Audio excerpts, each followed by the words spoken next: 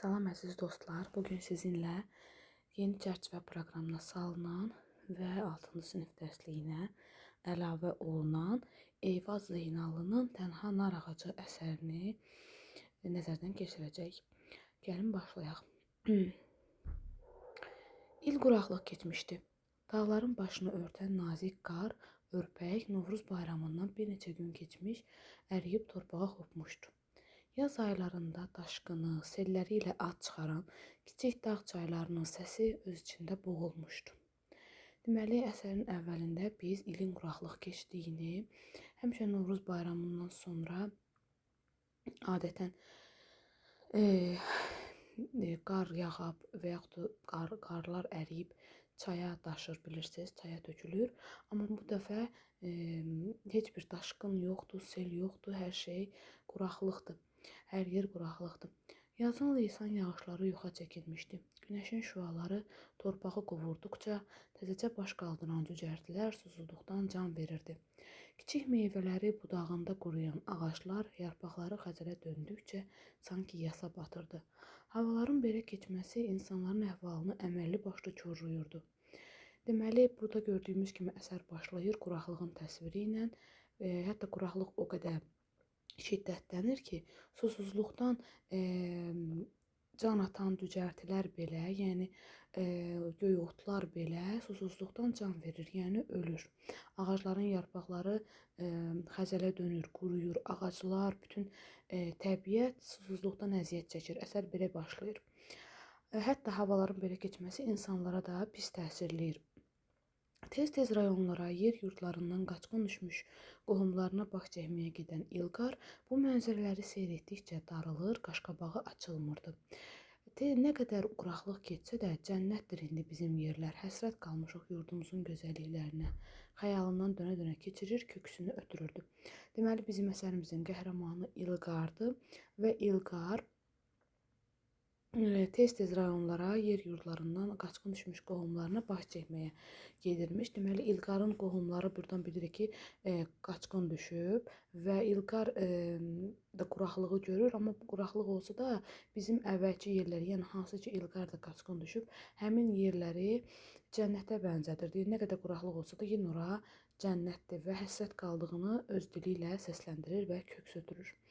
Sevimli müəllimlərinin tövsiyəsi ilə bitirdiyi universitetdə qalıb işləsə də, nə gündüzlər, nə gecələr rahat ola bilirdi.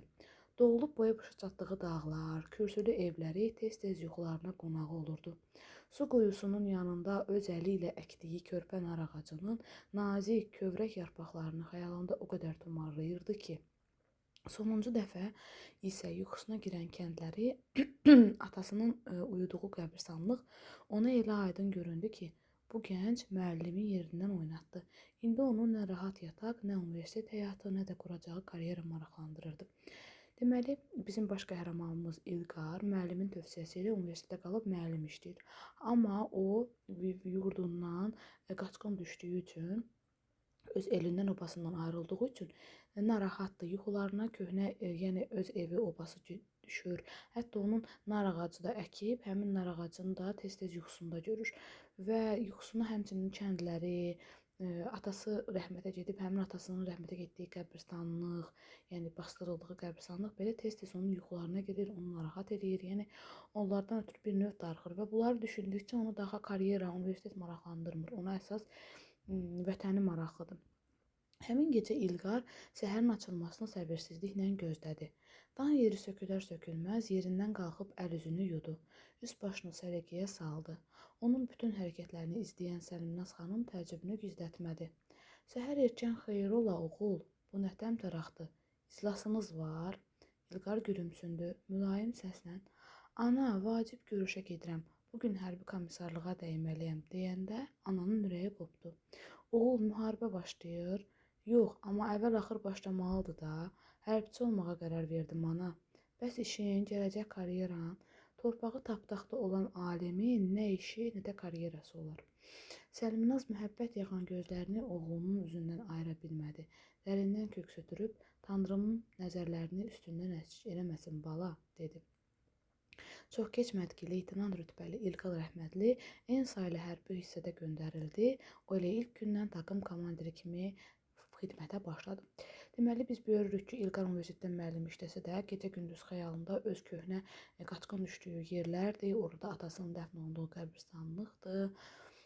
Orada əkdiyi nar ağacıdır. Yəni ancaq öz vətən həsədi çəkdiyinə görə bir gün gecəni səhər açılır, gecə bitir və o qərarı alır ki, komissarlığa gedib könüllü hərbi xidmətə yollansın. Yəni bir hərbi xidmətdə qulluq eləmək istəyir və bunu anasına səsləndirir. İlqarın anasının adı da Səlminaz xanımdır. Əvvəlcə Səlminaz xanım bundan qorxuya düşsə də, müharibənin başlamağı təşvişə salsa da, sonradan oğlunun bu saf təmiz duyğuları onda məhəbbət doğurur ki, yəni oğlu nə dərəcədə vətənini sevir və yəni əslində o onun işi üçün də narahat olur, amma oğlunun cavabı onu sakitləşdirir ki, yəni tapdaqdadır torpağımız, mənə karyera maraqlı deyil. Və bundan sonra Allahdan ancaq oğlu üçün dua eləyir və buna təbii ki, oğluna mane olmayacağını başa düşür. Bu arada bu əsər məsələn hardasa bu ana tam olaraq yox, amma Zeybək qızında Münir bəyi də xatırladır bizə. Münir bəy də oğlunun müharibəyə getməyindən narazı idi, amma onun qədər sərt deyildi bu ana. Sadəcə o da bu Səlminaz xanım da oğlunun işi üçün və ümumiyyətlə həyatı üçün təhlükədən narahat idi. Davam edirik. Dözülməz istilər cəbhənin Füzuli bölgəsindən keçən ön xəttində xidmət edən əsgərlərin işini xeyli çətinləşdirmişdi. Nə qədər gənc, güclü olsalar da, günlərlə davam edən şiddətli istilər bəzən onları da təntidir, haldan hala salırdı.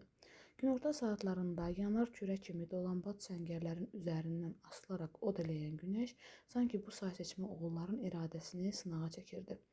Deməli, İlqar Əhmədli Ensaylı hərbi xidmətə yola düşdü və hətta getdiyi ilk gündən taqım komandiri oldu. Və deməli, o Füzuli bölgəsində xidmət edir. Füzuli bölgəsində də bunların hava dəhşət dərəcədə isti olduğu üçün bunlar həddindən artıq istidən əziyyət çəkirlər və ona görə də isti bunları təntidir. Taqım komandiri İlqar Əhmədli səngərdən kənara çıxmır, əsgərləri ilə bərabər keşik çəkirdi.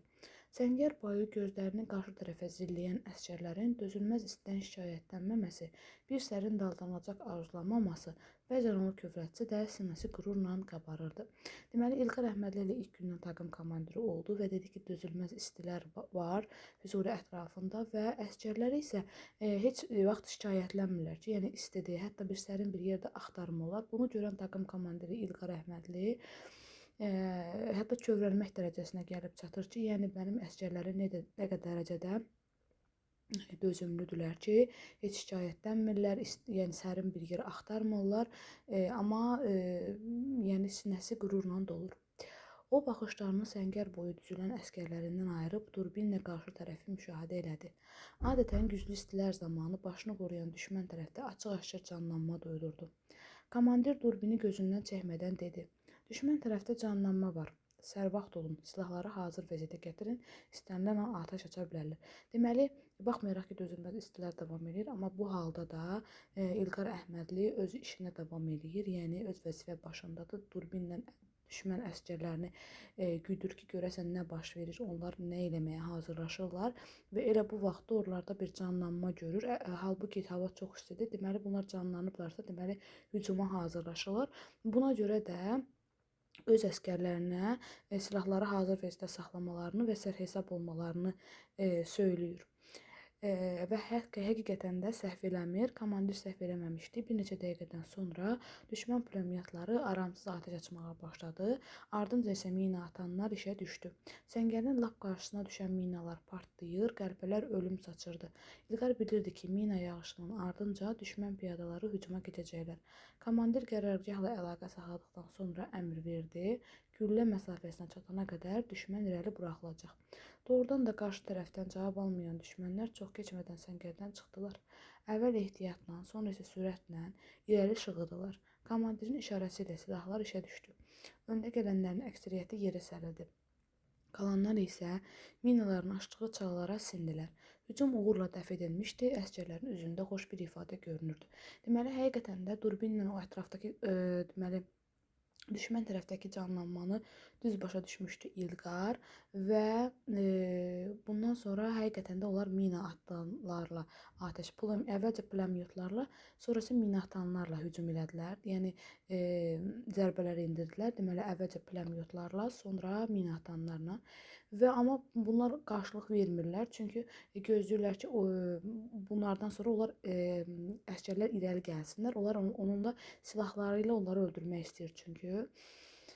Və elə vəziyyətə gəlir çatır ki, bunlar bu hücumlardan sonra, yəni əvvəl mina atırlar, sonra pulemyot atırlar, sonra başlayırlar əsgərlər irəli gəlməyə.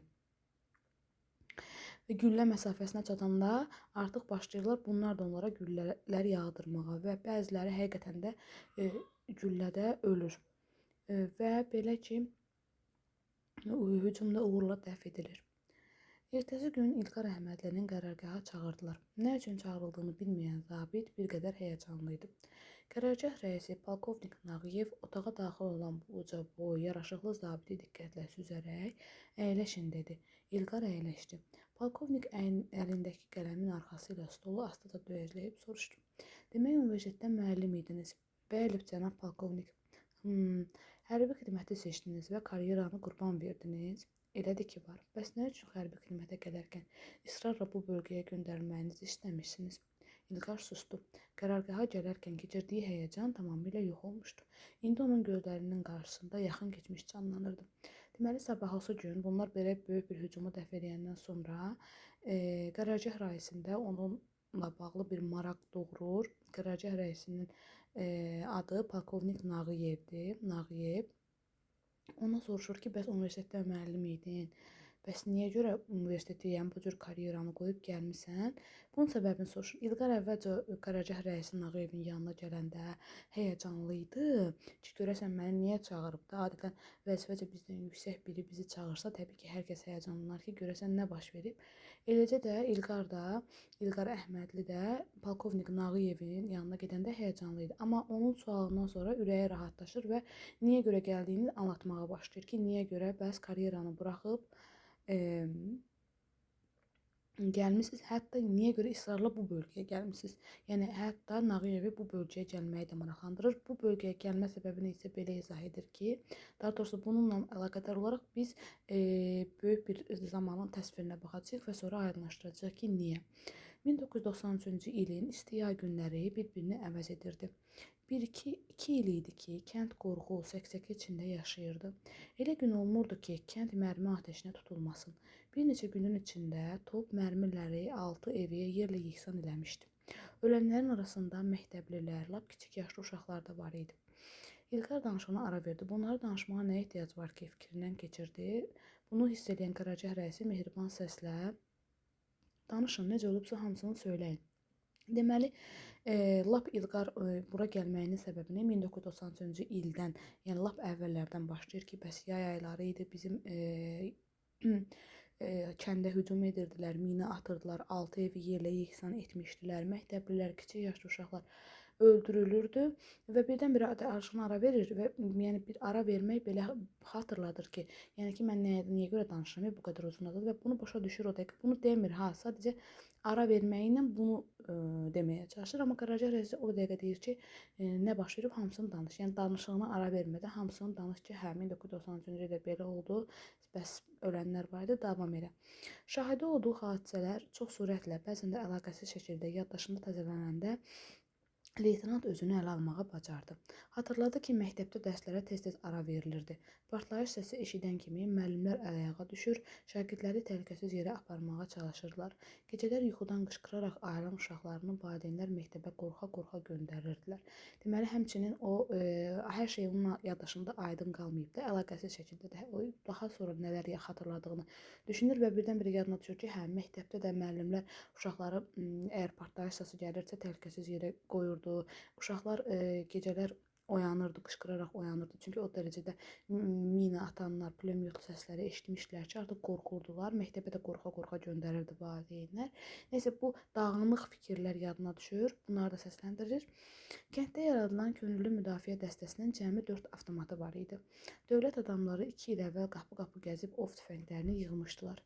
İnsanlar hər gün bizim həyətimizdə toplaşır. Kəndin sayılan seçilən ziyalısı olan Mürsəl müəllimin Atamın məsləhətlərini dinləyir, silah olmasa da gənclər yalın əllə postlara yollanırdılar. Atamın səyi ilə sonralar 8 avtomat və 12 əl qumbarası da tapılmışdı. Deməli, kənddə könüllü müdafiə dəstəsi yaradılmışdı. Onların da cəmi 4 dənə avtomatı vardı. Yəni bunlar özlərini qorumaq üçün 4 nəfər, daha doğrusu könüllü müdafiə dəstəsi yaradıblar ki, onlar yəni kəndi qoruyurlar. Onların da cəmi 4 avtomatı vardı. Çünki niyə avtomatları yox idi? 2 il əvvəl dövlət adamlardan silahlarını almışdı, ov tüfənglərini almışdı. Hər gün bunlar bir həyətdə toplaşırdılar. O da elə İlqarın İlqarcının evi idi. İlqarın atası da Mürsəl müəllim idi. Həmin Mürsəl müəllim məsləhətlər verirdi kənd cavanlarına, kənd adamlarına. Onlar yəni gənclər hətta silahları olmasa belə yalın ellə postlara yollanıb qoruyurdular. Və atası yəni sayılıb seçilən hörmətli olan adam idi deyə əvvəl 4 avtomatları var idisə, atasının səyi ilə 8 avtomat və 12 əl qumbarası da əldə eləyirlər. Deməli, əvvəl 4 avtomat var idi, sonra oldu 8 avtomat. Həmçinin 8 avtomatla yanaşı da 12 əl qumbarası da tapılır. Yəni Mürsəl müəllim bunu eləməyə nail olur. Daha sonra hekayənin davamı. Avqustun ortaları idi. Artıq yəni belə bir vəziyyətdə kənd müdafiə olunur. Belə bir vəziyyətdə avqustun ortaları idi. Səksəkəli günlər bir-birini əvəz edirdi. Hər gecə posta gedən atam cümə axşamı evdə qalmışdı. Heç özündə deyildi. Elə bir nəsə itirmişdi. Səhər tezdən həyətdə gəzir, sevə-sevə saldığı bağçanı, əkdiyi meyvə ağaclarını diqqətlə nəzərdən keçirirdi. Axşama yaxın atam məni qonaq otağına çağırdı. Əlini kürəyimdə, saçlarımda gəzdirdi. Aram-aram danışmağa başladı. Anından, bacından muğayat ol. Mən sənə inanıram. Bilirəm ki, ağıllısan. Həm də axı böyük kişi olmusan. Bunlar onun mənə dediyi son sözləri idi. Deməli, avqustun ortaları, yəni hər gün səksəkəli keçir, düşmən hücum edə bilər, bunlar müdafiə olunurlar və bir gün hər gün atası da posta gedib qoruyur da, amma bu gün getməmişdi və elə bil ki, həyəti gəzir, hər yerə elə bir son dəfə baxar kimi baxır da, bağçasına, meyvə ağaclarına bir nəzər yetirir ki, ola bilsin ki, mən bir də bunları görməyim. Hətta oğlunu da çağırır yanına ki, bəs ananı, bacını sənə əmanət edirəm, inanıram ki, onlara yaxşı baxacaqsan, sən böyük kişi olmusan. Və hətta İlqar qeyd edir ki, bu onun mənə dediyi son sözləridir. Yəni bundan sonra şəhid olur atası. Həmin gecə şiddətli atışma oldu. Kənddə bütün gecəni bir nəfər də gözlərini yummadı. Rayon mərkəzindən polislər gələnə qədər kəndimiz düşmənin qarşısında dağ kimi dayandı. Onlar postlarımıza yaxın düşə bilmədilər. Kömək gələndən sonra düşmən hücumu dayandırdı. Deməli, bunlar axı səksəkəli yaşayırlar. Elə həmin gecədə çox şiddətli atışma olur. Polis dəstələri gələnə qədər bunlar kəndi çox yaxşı qoruyurlar, çox yaxşı müdafiə edirlər. Və ona görə də kəndi yaxşı qoruduqlarına görə polislər gələnə qədər. Ona görə də polislər gələndən sonra yəni polislər gələnə qədər yaxşı müdafiə edirlər, kəndə gələ bilmirlər də. Və həmçinin o kömək dəstəsi gələndən sonra da onlar geri çəkilirlər, daha hücum eləmirlər. Hava işıqlaşmamış postdan yaralıların və ölənlərin olması barədə xəbərlər gəlirdi. Axı bunlar postda qoruyublar, düşməndən müdafiə ediblər kəndi. Təbii ki, bunlar arasında ölənlər də var. Hamımız çarəsiz idik, nə edəcəyimizi bilmir, doqqazlardan, yollardan yığışmırdıq. İlk gətirilən yaralı çiyninə çalın çarpaz sarğı qoyulmuş qonşumuz Əkbər əmi idi. Çox qan itirdiyi üçün rəngi ağappaq olmuşdu. Onun pıçıltı ilə heyif Mürsəl müəllimdən sözlərini eşidən qadınlar şivən qopartdılar. Deməli, bunlar postdan gələn yaralılar gəlir. Onlardan biri də bunların qonşusudur. Çalançarpaz sarğı qoyulub yaralanıb. Əkbər əmidir. Əkbər əmi çox qan itirib, rəngi ağappaq olub və onun dilindən heyif Mürsəl müəllimdən ifadəsi səslənir və biz başa düşürük ki, deməli Mürsəl müəllim şəhid olub. Bundan sonra qadınlar fəryad qoparırlar. Bütün kəndlərdən atamın dəfninə gələnlər var idi, amma onların heç biri mənə atasızlığımı unutura bilmirdi. Yeganə təsəllim onunla birlikdə dolaşdığım, hər daşında, ağacında atamın söz sığalı qalan yerləri idi. Yəni atası şəhid olmuşdu və atasının dəfninə kənddən gəlirdilər, amma heç nə ona atasızlığını unutura bilmir, yəni heç kəsin gəlməsi. Ancaq atasının dolaşdığı yerləri, yəni evin hər yerində, həyətin hər yerində, ağacında, daşında atasının sığalını duyurdu. Bir neçə gündən sonra avqustun 23-də qaçqın həyatımız başladı. Çox acı çəkdik, amma bir gündə doğma kəndimizi unutmadım. Cənab polkovnik, vətənin o baş bu başı olmaz, amma bu yerlərin hər dağı, daşı mənə tanışdı. bütün giriş-çıxışlarını tanıyıram. Çünki elə bir yer olmayıb ki, atam mənə göstərməmiş olsun. Bu səbəbdən hərbi xidmət üçün buranı seçdim. Deməli, yəni burdan vaxtilə burada yaşayıblar və həmin ərazilərə yaxın yerdə yaşayıblar. Hal-hazırda düşmən tapdağındadır.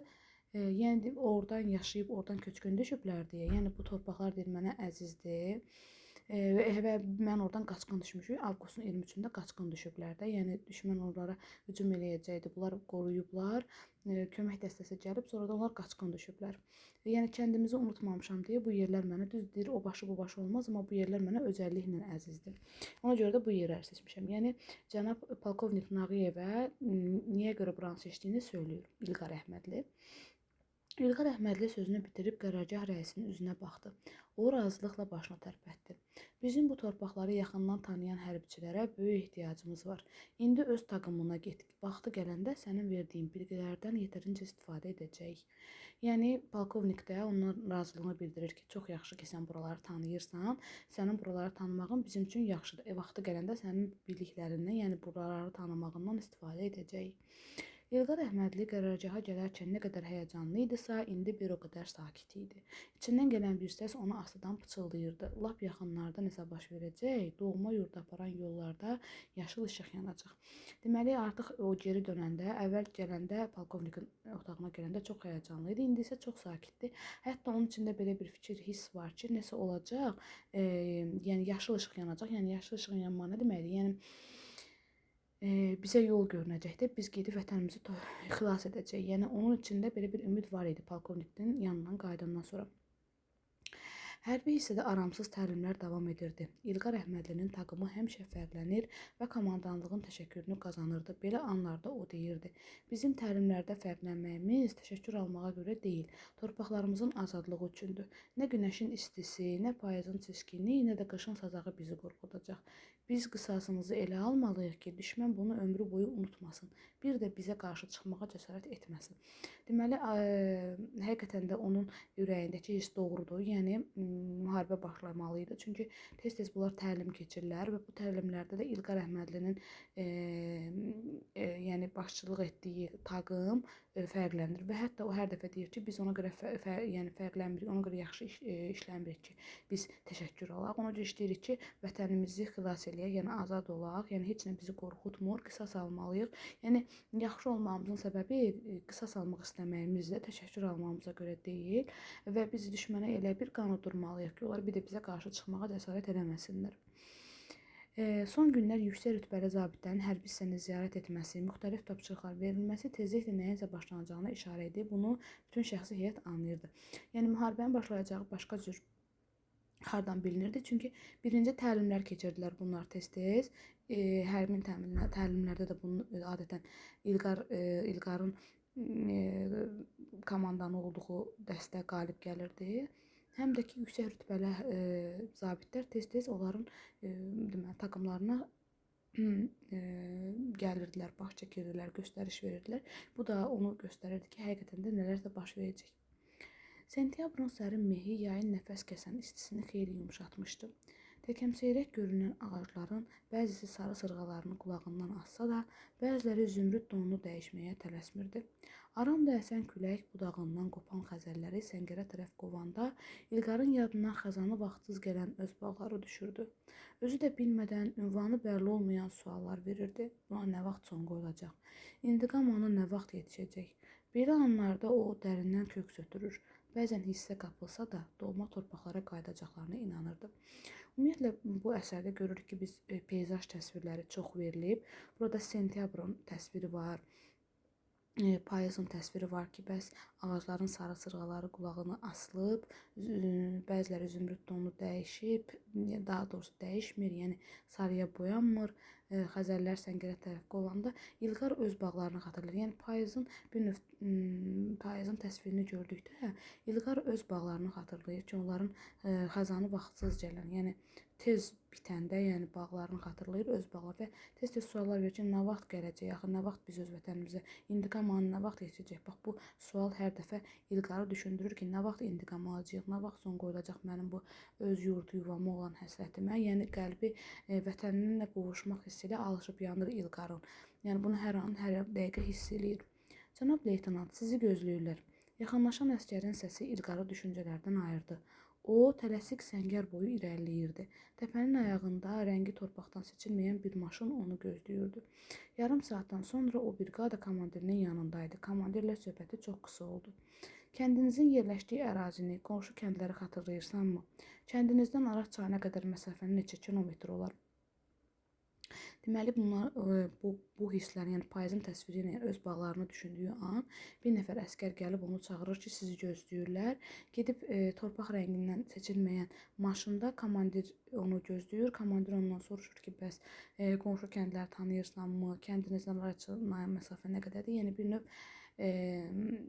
hər nöqtələri bilmək istəyir də, coğrafiyasını, bu yerin coğrafiyasını bilmək istəyir ki, nə qədərdir Araz çayına qədər məsafə.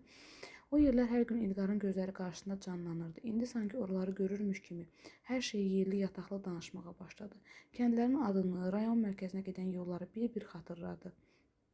Leytenant danışdıqca qarşısındakı xəritəyə, kəşfiyyatın hesabatlarına diqqətlə baxan komandir eşitdiyi məlumatların dəqiqliyinə heyrətlənirdi. O, sonda gülümsər baxışlarla zabiti süzüb razılıq əlaməti olaraq başını tərpətdi. Tələsmədən stuldan qalxan briqada komandiri əlindəki qovluğu dəmir seyfi qoyub İlqara tərəf çevrildi. İndi onun üz-gözündən mehribanlıq yığırdı. Növbətçinin yanında ol, arxanca gələcəklər, tankçıların səninlə söhbəti var, dedi. Deməli, komandir, yəni hansı ki bunu çağıran komandir İlqar axı onları hər gün xatırlayırdı, hər gün vətən həsrətliyi yanırdı da.